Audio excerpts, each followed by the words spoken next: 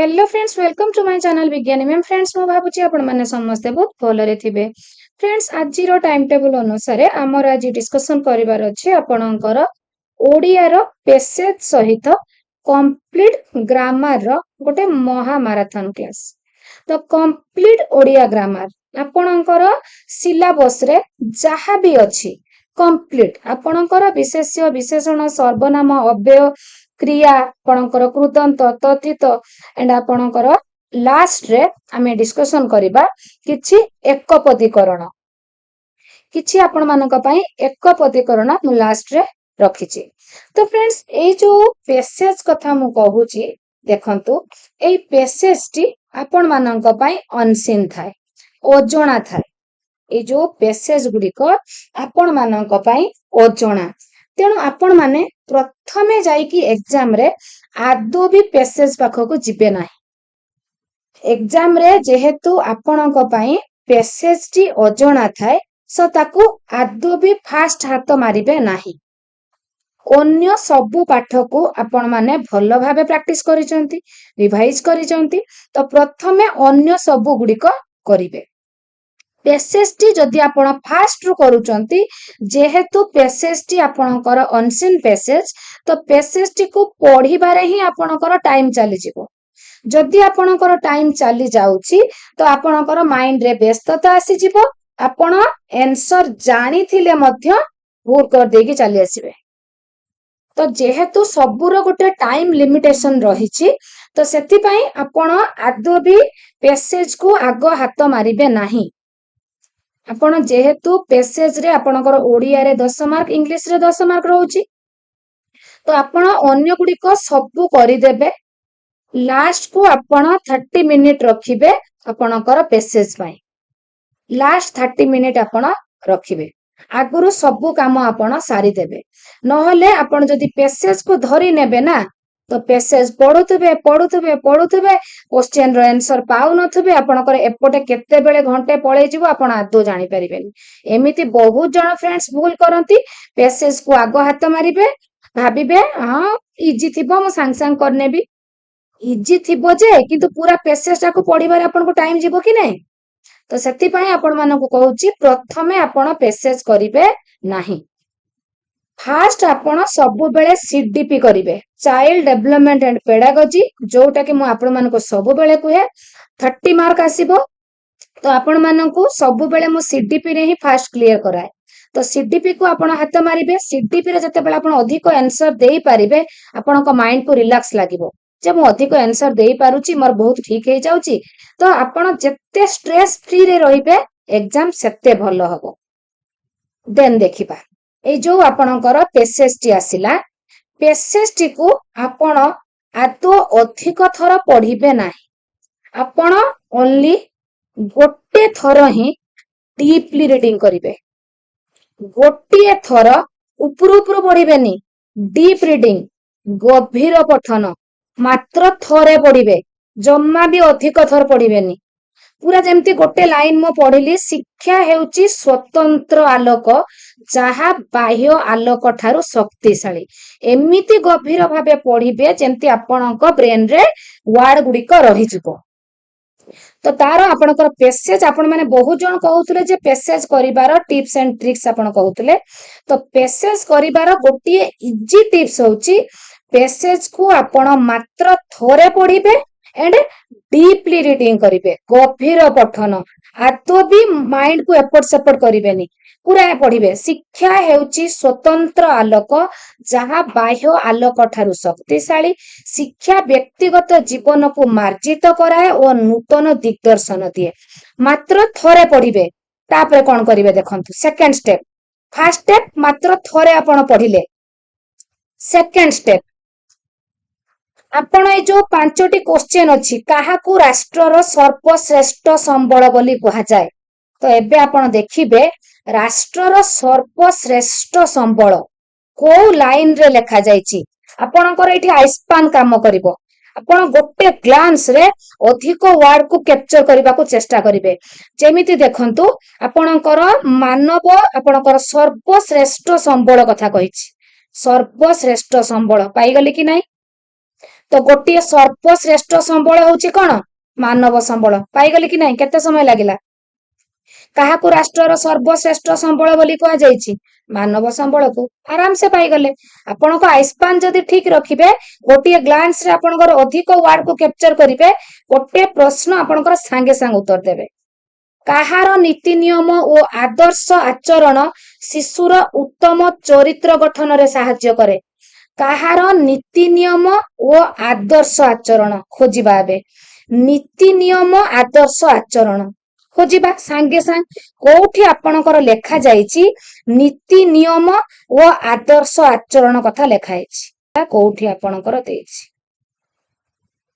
नीति नियम आदर्श आचरण पाइगले शिक्षक और शिक्षयित्री मानकर फलप्रद शिक्षादान सह नीति नियम और आदर्श आचरण शिशुर उत्तम चरित्र गठन रे सहायक तो नीति नियम आदर्श आचरण आपण पाइले कहार शिक्षक शिक्षयित्री मानकर केते समय लागुची केते स्पीड होउची कि नहीं आपण थरे रीडिंग कर देला परे केवल आपण आइस्पान को ठीक रखिबे सांगे सांग 5 मार्क आपण को हाथ रे थुआ रहइबो शिक्षा क्षेत्र रे नैतिक शिक्षा को गुरुत्वपूर्ण आसन कहीं दिया जायछि शिक्षा क्षेत्र रे नैतिक शिक्षा को गुरुत्वपूर्ण आसन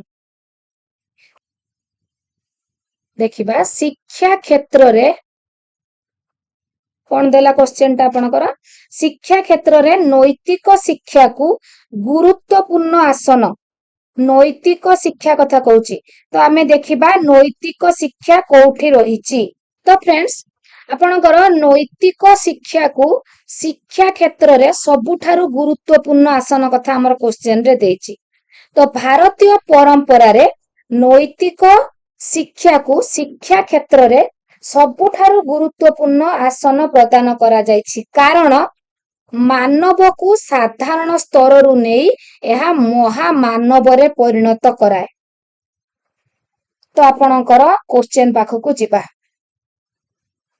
तो आपनकर मानव को महामानव करिबा पाई नेक्स्ट देखिबा दृढ़ समाज और जाति गठन रे काहार भूमिका अपरिहार्य तो हमर वार्ड आमे पाइले दृढ़ समाज जाति गठन देखिबा देखि देखि जिबा दृढ़ समाज जाति गठन दृढ़ समाज जाति गठन तो पारिवारिक जीवन ठारू आरंभ करी जातीय जीवन पर्यंत प्रतिटी क्षेत्र रे नीति शिक्षा एक दृढ़ समाज और जाति गठन रे सहायक तो आंसर आमे कोन पाइले नीति शिक्षा नेक्स्ट देखिबा सुस्थ गणतंत्र गठन करिबा दिगरे काहार आवश्यकता गुरुत्वपूर्ण सुस्थ गणतंत्र गठन करिबा तो सुस्थ गणतंत्र कोठी अछि आमे देखिबा सुस्थ गणतंत्र कोठी लेखा हैछि सुस्थ गणतंत्र पाइगले सुस्थ गणतंत्र गठन करिबा दिगरे शिक्षार आवश्यकता जेतिकी गुरुत्वपूर्ण प्राथमिक शिक्षार भित्ति प्रस्तर स्थापन करिबा सेतिकी आवश्यक तो सुस्थ गणतंत्र गठन करिबा दिगरे आपणकर शिक्षार आवश्यकता गुरुत्वपूर्ण रहिछि शिक्षा तो 5टी क्वेश्चन आपण करिबा पई आपनको 5 मिनिट टाइम लागिबो तो 4टी पैसेज आपणकर अछि 4टी पैसेज को आपण जति 20 मिनिट टाइम दउचंती मु आपनको लास्ट 30 मिनिट रखिबा को कहितिली तो आपण 20 मिनिट नेले एंड आपणकर आहुरी 10 मिनिट रही जिवो आपणकर बळी पडिबो आपणकर क्रॉस चेक पई लास्ट को आपण पैसेज ही करिवे आतो भी व्यस्त हेबे नाही 30 मिनिट कहिची माने जे आपण टाइम वेस्ट करी करी चलिबे सेमिति किछि कथा नाही आपणकर जदी आगुआ सरी जाउची बहुत भलो कथा लास्ट 40 मिनिट आपण रखी पारंती आपणकर पैसेज पई जेहेतु इंग्लिश पैसेज रे आपणकर टिके अधिका टाइम जिवो तो आपण लास्ट 40 मिनिट भी रखी पारंती बट मोर कहबा कथा पैसेज टी आपण लास्ट को रखिबे बाहा सरिले बेदी मुह पड़ा ए रूढ़ीर अर्थ कोन तो फ्रेंड्स रूढ़ी रिलेटेड ମୁଁ ଆପଣମାନଙ୍କ ପାଇଁ କ୍ଲାସ୍ ଅଲରେଡି କରିସାରିଛି। ଆଣ୍ଡ ଫ୍ରେଣ୍ଡସ୍, ଯୋଉମାନେ ଆଜି ଚ୍ୟାନେଲରେ ନୂଆ ଅଛନ୍ତି ସେମାନଙ୍କ ପାଇଁ ମୁଁ କମ୍ପ୍ଲିଟ୍ ଆପଣଙ୍କର ଯୋଉ ଓଡ଼ିଆ ଗ୍ରାମାରର ପ୍ଲେ ଲିଷ୍ଟ କମେଣ୍ଟରେ ପିନ୍ କରିଦେବି। ଆଣ୍ଡ ଯୋଉମାନେ ବିଜ୍ଞାନୀ ମ୍ୟାମ୍ ଟେଲିଗ୍ରାମ ଚ୍ୟାନେଲରେ ଜଏନ୍ କରିଛନ୍ତି ସେମାନଙ୍କ ପାଇଁ ସେଠି ମଧ୍ୟ ମୁଁ ଓଡ଼ିଆ ଗ୍ରାମାରର ପ୍ଲେ ଲିଷ୍ଟ ଆଜି ଦେଇଦେବି, ଆପଣମାନେ ଇଜିଲି ଦେଖିପାରିବେ। ଆଣ୍ଡ ଫ୍ରେଣ୍ଡସ୍, ମୁଁ ଆପଣମାନଙ୍କୁ ଟାଇମ୍ ଟେବୁଲ କ୍ଲାସରେ କହିଥିଲି ମୋ କ୍ଲାସ୍ ପୂର୍ବରୁ ଆପଣମାନେ ଯଦି ଓଡ଼ିଆ ଗ୍ରାମାରର ପ୍ଲେ ଲିଷ୍ଟକୁ ଭଲ ଭାବେ ଥର ହେଇଯାଉଛନ୍ତି ତାହେଲେ ମୁଁ ଯେତେବେଳେ କ୍ଲାସଟି ଅପଲୋଡ କରୁଛି ଆପଣମାନଙ୍କର ଯେତେବେଳେ ଆପଣ ନିଜେ ନିଜେ ଆନ୍ସର ଦେଇପାରିବେ ଆପଣଙ୍କର କନଫିଡେନ୍ସ ଲେଭେଲ ଆହୁରି ଅଧିକ ହାଇ ହେଇଯିବ। ତ ବାହା ସରିଲେ ବେଦି ମୁହଁ ପୋଡ଼ା, ବୃଥା ପରିଶ୍ରମ, ଭିନ୍ନ ସ୍ଥାନରେ ଭିନ୍ନ ପ୍ରଥା, କାର୍ଯ୍ୟ ହାସଲ କରିବା, ସ୍ୱାର୍ଥ ସାଧନ ପରେ ଆଗ୍ରହ କମିଯିବା। ତ ବାହା ସରିଲେ ବେଦି ମୁହଁ ପୋଡ଼ା, ଆପଣଙ୍କର ସ୍ୱାର୍ଥ ସାଧନ ପରେ ଆଗ୍ରହ କମିଯିବା। ଏଇଟା ହଉଛି ଆପଣଙ୍କର ବାହା ସରିଲେ ବେଦି ମୁହଁ ପୋଡ଼ା। ତ ଫ୍ରେଣ୍ଡସ୍, ଆଜି ଆମେ 200 ଏଭବ କ୍ୱେଶ୍ଚନ ଡିସ୍କସନ କରିବା। 200 ଏଭବ MCQ, ତା ସହିତ ଅଲଗା ଆହୁରି ରହିବ ଆପଣଙ୍କର ଏକପଦୀକରଣ। ତ ଏବେ ଆମର ପେସେଜ ସରିଲା, ପେସେଜ ପରେ ଆମେ 200 ଏଭବ MCQ 250 ପାଖାପାଖି MCQ ଆମେ ଡିସ୍କସନ କରିବା। ଅନୁରକ୍ତର ବିପରୀତ ଅର୍ଥବୋଧକ ଶବ୍ଦ। ଅନୁରକ୍ତ, ଅନୁରକ୍ତର କଣ ହବ? ବିରକ୍ତ। ନେକ୍ସଟ ଦେଖିବା, ଶୁଦ୍ଧ ଶବ୍ଦଟିକୁ ଚିହ୍ନଟ କର। ଶାରୀରିକ, ଶାରୀରିକ, ଶାରୀରିକ, ଶାରୀରିକ। ଏଠି କେବଳ ହର୍ଷେଇକାର ଏଣ୍ଡ ଦୀର୍ଘଇକାରର ଡିଫରେନ୍ସ ରହୁଛି, କେବଳ ହର୍ଷେଇକାର ଏଣ୍ଡ ଦୀର୍ଘଇକାର। ଆପଣଙ୍କର ଏଇ ଯୋଉ ଶାରୀରିକଟି ଗୋଟେ ତଦ୍ଧିତ ପ୍ରକ୍ରିୟାରେ, ଶରୀର ପ୍ଲସ୍ ଇକ, ଶାରୀରିକ। ତ ଫ୍ରେଣ୍ଡସ୍, ଶାରୀରିକ କୋଉଟା ହବ ଆପଣଙ୍କର? ଶାରୀରିକ। ବୁଢା ଲୋକଟି ବାଡି ଧରି ଚାଲୁଛି, ଏହି ବାକ୍ୟରେ ବିଶେଷଣ ପଦ କୋଉଠି? ତ ଫ୍ରେଣ୍ଡସ୍, ବିଶେଷଣ କାହାକୁ କୁହନ୍ତି?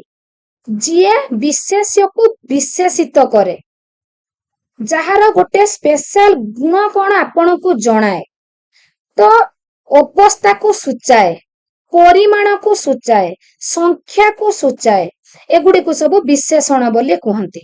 ତ ବୁଢା ଲୋକଟି ବାଡି ଧରି ଚାଲୁଛି, ତ ଲୋକଟି, ଲୋକଟି ହଉଛି କଣ? ବିଶେଷ୍ୟ। ଲୋକଟିର ଅବସ୍ଥା କିପରି? ବୁଢା। ତ ଲୋକଟି ଯୋଉ ବିଶେଷ୍ୟ, ବିଶେଷ୍ୟକୁ ଏଠି ବିଶେଷିତ କିଏ କରୁଛି? ବୁଢା। ତ ଲୋକଟିର ଅବସ୍ଥା ହଉଛି ବୁଢା, ତ ଏଠି ବୁଢା ହବ ଆପଣଙ୍କର ବିଶେଷଣ। ଯେମିତି ଆପଣଙ୍କର ଭଙ୍ଗା ଦେଉଳ, ଭଙ୍ଗା ହଉଛି ଏଠି ଆପଣଙ୍କର ଅବସ୍ଥାବାଚକ ବିଶେଷଣ। ଦଦରା ନା, ଦଦରା ହଉଛି ଆପଣଙ୍କର ଅବସ୍ଥାବାଚକ ବିଶେଷଣ। ବୁଝିପାରିଲେ ଫ୍ରେଣ୍ଡସ୍? ତ ଆପଣଙ୍କର ଏଠି ବୁଢା ହେଇଯିବ ବିଶେଷଣ। ଆଲ ସଖୀ ଆପଣା ମହତ ଆପେ ରଖି, ରେଖାଙ୍କିତ ପଦଟି କି ପ୍ରକାର ଅବ୍ୟୟ? ଦେଖନ୍ତୁ, ଆଲ, ଆଲ ଯୋଉ କହୁଛି ଆପଣଙ୍କର ଏଠି ହବ ସମ୍ବୋଧନ ସୂଚକ ଅବ୍ୟୟ। ସମ୍ବୋଧନ ସୂଚକ, ଆପଣ ସମ୍ବୋଧନ କରୁଛନ୍ତି, ସମ୍ବୋଧନ କରୁଛନ୍ତି ଆଲ କହିକି, ଆଲ ସଖୀ ଆପଣା ମହତ ଆପେ ରଖି। ତ ଏହା ହଉଛି ସମ୍ବୋଧନ ସୂଚକ ଅବ୍ୟୟ, ଯୋଉଟା ଆପଣଙ୍କର ଆଗ, ହେ, ଲ, ଆଲ ଏଗୁଡିକ ସବୁ ସମ୍ବୋଧନ ସୂଚକ ଅବ୍ୟୟ। ନେକ୍ସଟ ଦେଖିବା, ଧାତୁ ସହିତ କୃତ୍ ପ୍ରତ୍ୟୟ ଯୁକ୍ତ ହୋଇ ଯେଉଁ ନୂତନ ଶବ୍ଦ ଗଠିତ ହୁଏ ତାହାକୁ କଣ କୁହନ୍ତି? ତ ଫ୍ରେଣ୍ଡସ୍, ଆପଣ ମାନଙ୍କୁ ମୋର ଗୋଟେ ରିକ୍ୱେଷ୍ଟ ରହିବ, ଆପଣ ମାନେ ଥରେ ଓଡ଼ିଆ ଗ୍ରାମାରର ପ୍ଲେ ଲିଷ୍ଟର ମୋର ଯୋଉ ଥିଓରି କ୍ଲାସ ଅଛି, ଆପଣଙ୍କର ବିଶେଷ୍ୟ, ବିଶେଷଣ, ସର୍ବନାମ, ଅବ୍ୟୟ ଉପରେ ଗୋଟିଏ ଥିଓରି କ୍ଲାସ, ଆଉ ଗୋଟେ ଅଛି ଆପଣଙ୍କର ତଦ୍ଧିତ, ପ୍ରତ୍ୟୟ, କୃଦନ୍ତ, ଉପସର୍ଗ, ୟା ଉପରେ। ଆପଣ ଆଉ କିଛି ଥିଓରି କ୍ଲାସ ଦେଖନ୍ତୁ ନ ଦେଖନ୍ତୁ, ଏଇ ଦୁଇଟି ଥିଓରି କ୍ଲାସକୁ ଆପଣ ନିଶ୍ଚୟ ଦେଖନ୍ତୁ, କ୍ୱେଶ୍ଚନ ସେଥିରୁ ନିଶ୍ଚୟ ଆସିବ। ତ ଆପଣଙ୍କର ଧାତୁ ସହିତ ପ୍ରତ୍ୟୟ, ଯେତେବେଳେ ଧାତୁ ସହିତ ପ୍ରତ୍ୟୟ ଯୁକ୍ତ ହୋଇଯାଏ, ଧାତୁ ପ୍ଲସ୍ ପ୍ରତ୍ୟୟ, ଫ୍ରେଣ୍ଡସ୍, ଧାତୁ ସହିତ ଯେତେବେଳେ ପ୍ରତ୍ୟୟ ଯୋଗ ହେଲା ତାକୁ ଆମେ କଣ କହିବା? ତାକୁ ଆମେ କୃଦନ୍ତ ବୋଲି କହିବା। ଏଣ୍ଡ ଯେତେବେଳେ ନାମ ସହିତ ପ୍ରତ୍ୟୟ ଯୋଗ ହବ ତାକୁ ଆମେ ତଦ୍ଧିତ ବୋଲି କହିବା। ତ तो धातु सहित आपणकर कृत प्रत्यय युक्त हेई कोन हैला कृदंत हैला कोन हैला कृदंत। नेक्स्ट देखिबा फ्रेंड्स 6 माण 8 गुंट उपन्यास किए लिखिचंती। मु आपण मानको सब बेले कहे जे लेखा ओ लेखक उपरे क्वेश्चन तो निश्चय आसीबो। तो 6 माण 8 गुंट उपन्यास लिखिचंती आपणकर फकीर मोहन सेनापति। नेक्स्ट देखिबा सु उपसर्गटी केउ अर्थरे व्यवहृत हुए। तो उपसर्ग व प्रत्यय आपणकर उपसर्गटी शब्दर आगरे व्यवहार हुए एंड प्रत्ययटी शब्दर शेषरे व्यवहार हुए। मने रखंतु फ्रेंड्स गोटे गोटे लाइन आपणक पई बहुत इंपोर्टेंट। तो उपसर्गटी शब्दर आगरे व्यवहार हुए एंड आपणकर प्रत्ययटी शेषरे व्यवहार हुए। तो सु उपसर्गटी केउ अर्थरे व्यवहृत हुए। सु उपसर्ग आपणकर सुटी सब बेले उत्तम अर्थरे भल अर्थरे व्यवहृत होइथाय। केउटी पाराबार शब्दर प्रतिशब्द नुहे। प्रतिशब्द विपरीत शब्द एगुड़िकर सबूर क्लास मु ऑलरेडी अपलोड करि सारिछि। ओडिया ग्रामर रो गोटे भी क्लास बाकी नाही। केउटी पाराबार शब्दर प्रतिशब्द नुहे। नुहे टाइप रो क्वेश्चन तो आपण मानक पाखको सब बेले आसुची आसीबो मध्य। तो सागर समुद्र रत्नाकर ए तीनोटी होची पाराबारर प्रतिशब्द बट आपणकर सलीलटी नुहे। सलीलटी नुहे। तो आपणकर एठी गोटे रही जाईची पेडागोजी क्वेश्चन रही जाईची। तो कोन अछि पठनर अर्थबोध निमित्त काहार आवश्यकता अधिक। तो ये जो सलीलटी फ्रेंड्स कहलिनी ए सलील होची जलर प्रतिशब्द। जलर आपणकर पाराबार सागर समुद्र रत्नाकर एगुड़िक सबु गोटे बट सलील होची जलर प्रतिशब्द। पठनर अर्थबोध निमित्त काहार आवश्यकता अधिक। पठनर अर्थबोध निमित्त आपणकर पठनटी सेतेबेले अर्थबोध हबो जेतेबेले व्याकरण शब्दावली ओ विराम चिन्ह थिबो। बाहा सरिले बेदी मोह पोड़ा स्वार्थ साधन परे आग्रह कमी जिबा। गात प्लस उआ समान गातुआ। उआ प्रत्ययटी केउ अर्थरे व्यवहृत होईची। उआ प्रत्ययटी एठी बास अर्थरे व्यवहृत होईची। आपणकर नाटुआ हाटुआ एगुड़िक सब वृत्ति अर्थरे। जी हाट करुची हाटुआ नाट करुची नाटुआ तो वृत्ति अर्थरे। निसुआ दाढ़ुआ एगुड़िक सब अच्छी अर्थरे। तार निश अच्छी से निसुआ तार दाढ़ी अच्छी से दाढ़ अच्छी सी दाढ़ुआ तो एठी अच्छी अर्थरे। एंड आपणकर गातरे जे बास करुची से गातुआ जी गातरे रुहे सी होची गातुआ सेथि पई बास अर्थरे एठी उआ प्रत्यय लागिछि। मनुष्यर मुख निसृत ध्वनि मानकर लिखित रूप को कौन कहती। मनुष्यर ध्वनि मानकर लिखित रूप को जेते बेले मु आपनकु कहूची ओ सेते बेले मु ध्वनिटी उच्चारण करूची। मु कोन कहली ओ ताहा हैला ध्वनि। जेते बेले मु ताकू लेखि देली ताहा हे गला वर्ण। ताहा हे गला कोन वर्ण हे गला। बुझी पाले फ्रेंड्स वर्ण बा ताकू लिपि मध्य कुहंती। मान ओडिया वर्णमाला रे केतोटी वर्ण अछि। तो फ्रेंड्स आगुरु व्याकरणविद माने 50 टी बोली कहउतले बट एपे जेहेतु आपणकर क्ष को कोरे हळम प्लस मुधनेश समान क्ष ताकू गोटे जुक्ताक्षर बोली कहा जाउछि। क्ष को गोटे जुक्ताक्षर कही वर्णमाला रु बाद दिया जाउथिबारु ओडिया वर्णमाला रे 49 टी वर्ण रहिछि। ओडिया वर्णमाला को केते भागरे विभक्त करा जायछि। ओडिया वर्णमाला को ଦୁଇ ଭାଗରେ ବିଭକ୍ତ କରାଯାଇଛି ସ୍ୱର ବର୍ଣ୍ଣ ବ୍ୟଞ୍ଜନ ବର୍ଣ୍ଣ। ତ ଫ୍ରେଣ୍ଡସ୍ ଯୋଉମାନେ ଆଜି ନୂଆ ମଧ୍ୟ ପଢୁଥିବେ ସେମାନେ ମଧ୍ୟ ଓଡ଼ିଆ ଗ୍ରାମାରରେ କମ୍ପ୍ଲିଟ ତାଙ୍କର ଫଣ୍ଡାମେଣ୍ଟାଲ ଆଜି ନିଶ୍ଚୟ କ୍ଲିୟର କରିପାରିବେ। ଯେଉଁ ବର୍ଣ୍ଣ ଅନ୍ୟ ବର୍ଣ୍ଣର ସାହାଯ୍ୟ ନ ନେଇ ଉଚ୍ଚାରିତ ହୁଏ ତାକୁ କେଉଁ ବର୍ଣ୍ଣ କୁହନ୍ତି? ଅନ୍ୟ ବର୍ଣ୍ଣର ସାହାଯ୍ୟ ନ ନେଇ ଉଚ୍ଚାରିତ ହବ। ମୁଁ କହିଲି ଓ ଆ ଏଗୁଡିକ କଣ କାହାର ସାହାଯ୍ୟ ନଉଛି କି? ନଉନାହିଁ। ତ ତାକୁ ଆମେ ସ୍ୱର ବର୍ଣ୍ଣ ବୋଲି କହୁ। ତ ଯେଉଁ ବର୍ଣ୍ଣ ଅନ୍ୟ ବର୍ଣ୍ଣର ସାହାଯ୍ୟ ଯେଉଁ ବର୍ଣ୍ଣ ସ୍ୱର ବର୍ଣ୍ଣର ସାହାଯ୍ୟ ନେଇ ଉଚ୍ଚାରିତ ହୁଏ, ଏଠି ଭୁଲ ଥିଲା। ଯେଉଁ ବର୍ଣ୍ଣ ସ୍ୱର ବର୍ଣ୍ଣର ସାହାଯ୍ୟ ନେଇ ଉଚ୍ଚାରିତ ହୁଏ ତାକୁ କେଉଁ ବର୍ଣ୍ଣ କୁହନ୍ତି? ଆମେ ଯେ କହୁଛେ କଟି କେମିତି ସୃଷ୍ଟି ହେଇଛି? ଆପଣଙ୍କର କର ହଳନ୍ତ ପ୍ଲସ୍ ଓ, କରେ ହଳନ୍ତ ପ୍ଲସ୍ ଓ ହେଲେ ହବ କ। ତ ଆପଣଙ୍କର ଏଠି ଓ ମିଶିଲା। ତ ସ୍ୱର ବର୍ଣ୍ଣର ବିନା ସାହାଯ୍ୟରେ ବ୍ୟଞ୍ଜନ ବର୍ଣ୍ଣଟି ଉଚ୍ଚାରିତ ହୋଇପାରେ ନାହିଁ। ଖରେ ହଳନ୍ତ ପ୍ଲସ୍ ଅ ଖ, କରେ ହଳନ୍ତ ପ୍ଲସ୍ ଅ ଗ। ତ ଏଇ ଯୋଉ ହଳନ୍ତ ଗୁଡିକ ୟୁଜ ହେଇ ବ୍ୟଞ୍ଜନ ବର୍ଣ୍ଣ ଉଚ୍ଚାରଣ ହେଉଥିବାରୁ ବ୍ୟଞ୍ଜନ ବର୍ଣ୍ଣକୁ ହଳନ୍ତ ବର୍ଣ୍ଣ ମଧ୍ୟ କୁହନ୍ତି। କେଉଁ ବର୍ଣ୍ଣକୁ ହଳନ୍ତ ବର୍ଣ୍ଣ କୁହାଯାଏ? ଏବେ କ୍ୱେଶ୍ଚନ ଆସିଲା କି ନାଇଁ ଫ୍ରେଣ୍ଡସ୍? କରେ ହଳନ୍ତ ପ୍ଲସ୍ ଅ କ, ଖରେ ହଳନ୍ତ ପ୍ଲସ୍ ଅ ଖ। ତ ହଳନ୍ତକୁ ୟୁଜ କରି ବ୍ୟଞ୍ଜନ ବର୍ଣ୍ଣ ଉଚ୍ଚାରିତ ହେଉଥିବାରୁ ବ୍ୟଞ୍ଜନ ବର୍ଣ୍ଣକୁ ହଳନ୍ତ ବର୍ଣ୍ଣ କୁହାଯାଏ। ବ୍ୟଞ୍ଜନ ବର୍ଣ୍ଣ କେଉଁ ବର୍ଣ୍ଣ ସହ ମିଶି କରିଥାଏ? ବ୍ୟଞ୍ଜନ ବର୍ଣ୍ଣଟି କାହା ସହିତ ମିଶି କରିଥାଏ? ଏବେ କହିଲି ସ୍ୱର ବର୍ଣ୍ଣ ସହିତ। କରେ ହଳନ୍ତ ପ୍ଲସ୍ ଅ, ଖରେ ହଳନ୍ତ ପ୍ଲସ୍ ଅ, ଏଗୁଡିକ ସ୍ୱର ବର୍ଣ୍ଣ ସହ ମିଶି କରିଥାଏ। ସ୍ୱର ବର୍ଣ୍ଣର ସାଙ୍କେତିକ ରୂପକୁ କଣ କହନ୍ତି? ଆପଣ ଆ, ହର୍ଷେଇ, ଦୀର୍ଘଇ, ଆପଣଙ୍କର ଏଗୁଡିକ ଆପଣ କଣ କହନ୍ତି? ହର୍ଷଉ, ଦୀର୍ଘଉ, ଏଗୁଡିକ ସବୁ ସ୍ୱର ବର୍ଣ୍ଣର ସାଙ୍କେତିକ ରୂପ। ତାକୁ କଣ କହନ୍ତି ଆପଣ?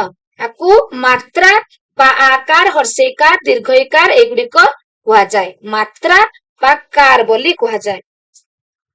କେତେକ ବ୍ୟଞ୍ଜନ ବର୍ଣ୍ଣ ଅନ୍ୟ ବ୍ୟଞ୍ଜନ ବର୍ଣ୍ଣ ସହ ମିଶି ଯେଉଁ ସଂକେତ ବା ଚିହ୍ନରେ ପରିଣତ ହୁଅନ୍ତି ତାକୁ କଣ କହନ୍ତି?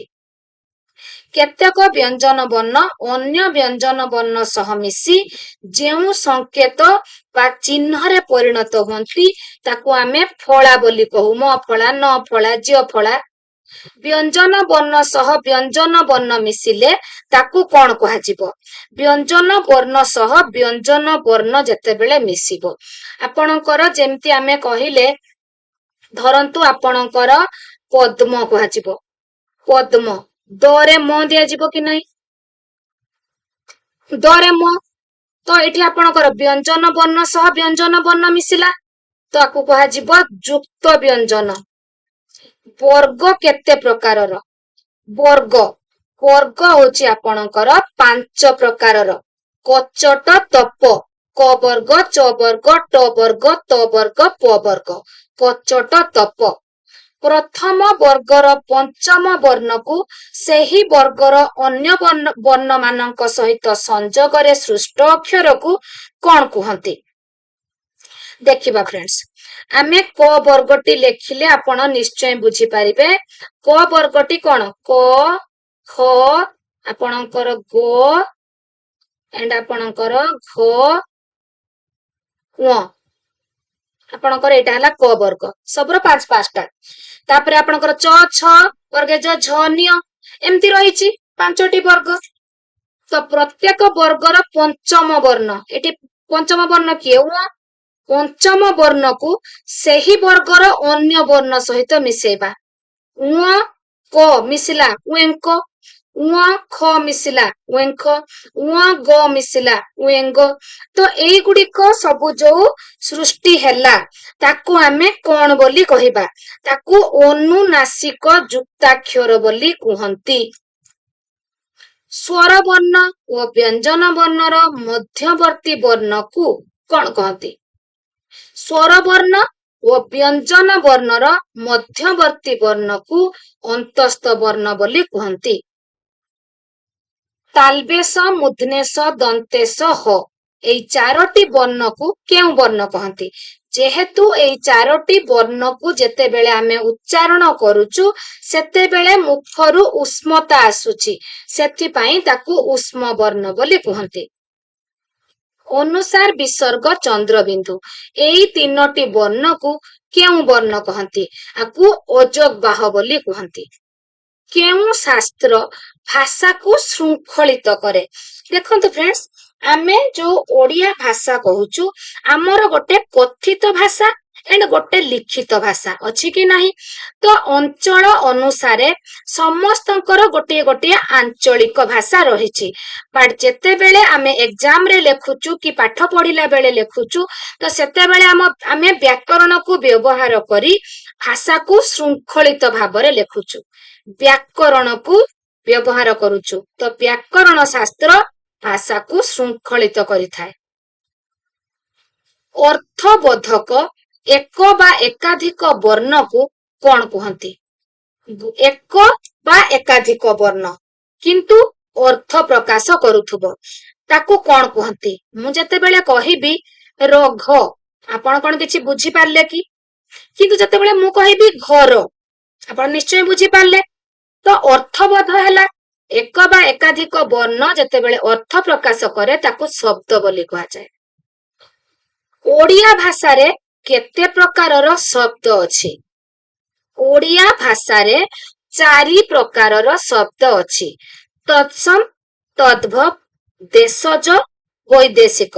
ତ ତତ୍ସମ ଶବ୍ଦ କାହାକୁ କହନ୍ତି?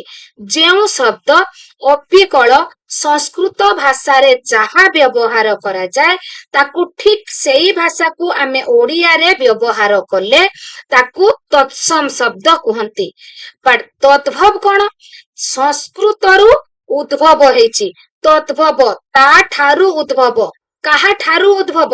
ସଂସ୍କୃତ ଠାରୁ ଉଦ୍ଭବ ହୋଇଛି ଏଣ୍ଡ ଓଡିଆରେ ବ୍ୟବହାର କରାଯାଉଛି, ତାକୁ ଆମେ ତଦ୍ଭବ କହିବା। ଜଣେ ଫ୍ରେଣ୍ଡସ୍ କ୍ୱେଶ୍ଚନ କରିଥିଲେ ଯେ ଆମେ ତତ୍ସମ ତଦ୍ଭବ କୋଉଟା କେମିତି ଜାଣିବା? ଆପଣଙ୍କୁ ମୁଁ ଗୋଟେ ଉଦାହରଣ ଦଉଛି। ନଦୀ, ନଦୀ ସଂସ୍କୃତରେ ବ୍ୟବହାର ହୁଏ, ଓଡିଆରେ ବ୍ୟବହାର ହୁଏ, ତାହା ହେଉଛି ତତ୍ସମ ଶବ୍ଦ। ବଟ୍ ଯେତେବେଳେ ମୁଁ କହିବି ନଈ, କଣ କହିବି? ନଈ, ତାହା ହବ ତଦ୍ଭବ ଶବ୍ଦ। ବୁଝିପାରିଲେ ଫ୍ରେଣ୍ଡସ୍? ତ ତତ୍ସମ କୋଉଟା, ତଦ୍ଭବ କୋଉଟା? ଓଡିଆ ଭାଷାରେ ବ୍ୟବହୃତ ସଂସ୍କୃତ ଭାଷାର ଅବିକଳ ଶବ୍ଦକୁ ତତ୍ସମ କୁହାଯାଏ ଏଣ୍ଡ ଯେଉଁ ସଂସ୍କୃତ ମୂଳ ଶବ୍ଦର ପରିବର୍ତ୍ତିତ ରୂପ ପରିବର୍ତ୍ତନ ହେଇକି ବ୍ୟବହୃତ ହୁଏ ତାକୁ ତଦ୍ଭବ କୁହାଯାଏ। ଯେମିତି ତତ୍ସମ ନଦୀକୁ କହିଲା ବେଳେ ତଦ୍ଭବ ନଈକୁ ବୁଝାଏ। ନଦୀ କେଉଁ ଶବ୍ଦର ଉଦାହରଣ? କ୍ୱେଶ୍ଚନ ଆସିଲା ଆପଣଙ୍କର। ନଦୀ, ନଦୀ ହେଉଛି ତତ୍ସମ ବଟ୍ ନଈ ହେଉଛି ତଦ୍ଭବ। ପୁଅ ଏଣ୍ଡ ଆଉ ଦିଟା ରହିଗଲା ଫ୍ରେଣ୍ଡସ୍ ଆପଣଙ୍କର ତତ୍ସମ, ତଦ୍ଭବ, ଦେଶଜ, ବୈଦେଶିକ। ଦେଶଜ କଣ? ଯୋଉଟା ଆମର ଗୋଟେ ଆଞ୍ଚଳିକ ଭାଷା, ଯୋଉଟା ଆମ ଅଞ୍ଚଳରେ ଗୋଟେ ଚଳି ଆସିଛି ପୁରୁଣା ଯୁଗରୁ, ତାହା ହେଉଛି ଦେଶଜ ଭାଷା। ବଟ୍ ବୈଦେଶିକ କଣ? ଆପଣଙ୍କର ପର୍ତ୍ତୁଗୀଜ ମାନେ, ଆରବୀ ମାନେ, ପାର୍ସୀ ମାନେ, ଇଂରେଜ ମାନେ ଆସିକି ଯୋଉ ଆମର ଭାଷା ସହିତ ସମନ୍ୱୟ ଘଟେଇଲେ ଏଣ୍ଡ ତାଙ୍କର କିଛି ଭାଷା ଛାଡିଗଲେ, ଯୋଉଟାକୁ ଆମେ ୟୁଜ କରୁଛୁ ତାହା ହେଉଛି ବୈଦେଶିକ ଭାଷା। ପୁଅ, ପୁଅ କେଉଁ ଶବ୍ଦର ଉଦାହରଣ? ଆପଣଙ୍କର ପୁତ୍ର, ପୁତ୍ର ହଉଛି ତତ୍ସମ ବଟ୍ ପୁଅ ହଉଛି କଣ? ତଦ୍ଭବ। ପୁତ୍ର ହଉଛି ତତ୍ସମ ବଟ୍ ପୁଅ ହଉଛି ଆପଣଙ୍କର ତଦ୍ଭବ। ଯେଉଁ ଶବ୍ଦ ସଂସ୍କୃତ ମୂଳକ ନୁହେଁ ତାହା ପ୍ରାଚୀନ କାଳରୁ ଆମ ଅଞ୍ଚଳରେ ଲୋକମୁଖରେ ପ୍ରଚଳିତ ହୋଇ ଆସୁଛୁ ବା ଆସୁଛି ତାକୁ ଆମେ ଦେଶଜ ଶବ୍ଦ କହିବା। ଚାଉଳ, ଚାଉଳ କେଉଁ ଶବ୍ଦର ଉଦାହରଣ? ଚାଉଳଟି ଗୋଟେ ଦେଶଜ ଶବ୍ଦ। ଗ୍ଲାସ, ଗ୍ଲାସ କେଉଁ ଶବ୍ଦ? ଆପଣ ମାନେ ସମସ୍ତେ ଜାଣିଛନ୍ତି, ତାହା ଗୋଟେ ଇଂରାଜୀ ବୈଦେଶିକ ଶବ୍ଦ। ଅଙ୍ଗୁର, ଅଙ୍ଗୁର କେଉଁ ବୈଦେଶିକ ଶବ୍ଦ? अंगूर गोटे वैदेशिक शब्द सत, बट क्यों वैदेशिक? पारसी। कुली, कुली क्यों वैदेशिक शब्द? कुली हेउची आपणकर तुर्की वैदेशिक शब्द। नेक्स्ट देखिबा जमीदार क्यों वैदेशिक शब्द? जमीदार होची आरबी। बेगम, बेगम क्यों वैदेशिक शब्द? क्यों वैदेशिक शब्द रु बेगम टी आसीची? तुर्की। नेक्स्ट देखिबा कोंढेई, कोंढेई गोटे केउ शब्द अटे? कोंढेई गोटे देशज शब्द अटे। मूल शब्द को कौन कहती? शब्दर मूल, मूल को कौन कहती? प्रातिपदिक। मूल शब्द को प्रातिपदिक बोली कहती। शब्द गुड़िक वाक्य रे व्यवहृत हेले ताकू कौन कहती? मु कहली राम गोटे शब्द, गोटे गोटे शब्द, भल गोटे शब्द, पिला गोटे शब्द। मु जतेबेले कहबी राम गोटे भल पिला, एटा गोटे वाक्य हैला कि नहीं? तो ये शब्द गुड़िक जेतेबेले वाक्य रे व्यवहृत हुए ताकू पद बोली कहती। क्रियापदर मूल प्रकृति को कौन कहती?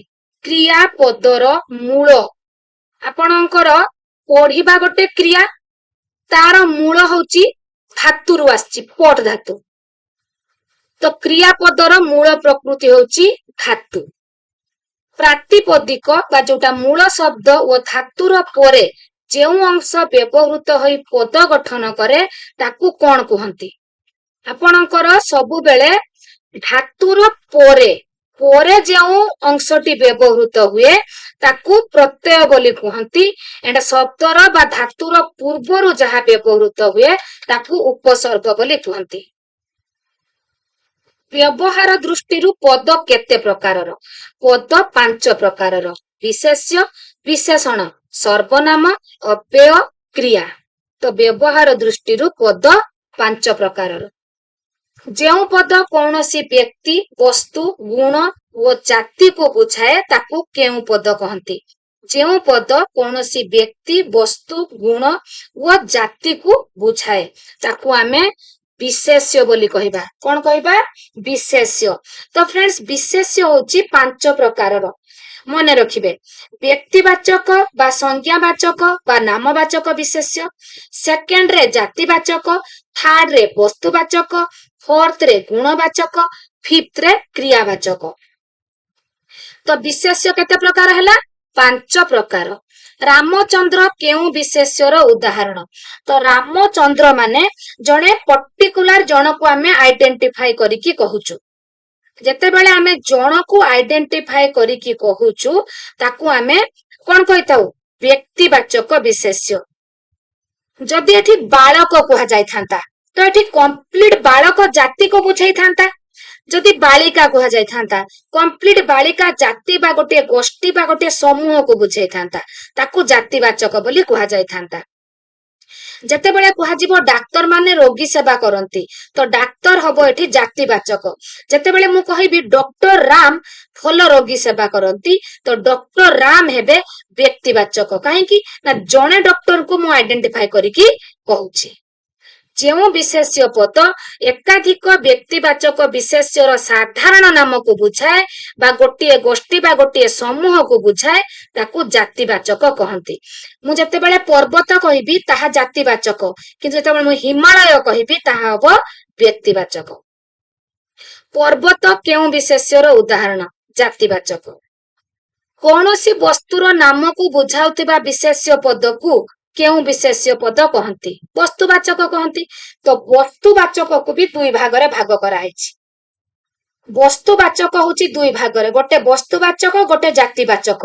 वस्तुवाचक रे जो वस्तु को आपण खंड खंड करी टिक टिक करी काटी देले मध्य से तार नाम को हराए नाही, ताकू आमे कहिबा वस्तुवाचक। जेमिति आपण काच काठ कागज को खंड खंड करी टिक टिक करी काटी देले मध्य आपण ताकू से काच काठ बा कागज बोली कहिबे तो ताकू कहा जाय वस्तुवाचक विशेष्य।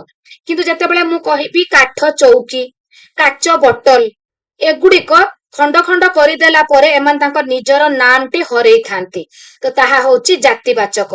आपणकर कहा जीवो पलंक, ଚୌକି ଏଗୁଡିକ ସୁନାହାର ତାକୁ ଖଣ୍ଡ ଖଣ୍ଡ କରି କାଟିଦବା ପରେ ତାକୁ ଆପଣ ଆଉ ସୁନାହାର କହିବେ କି?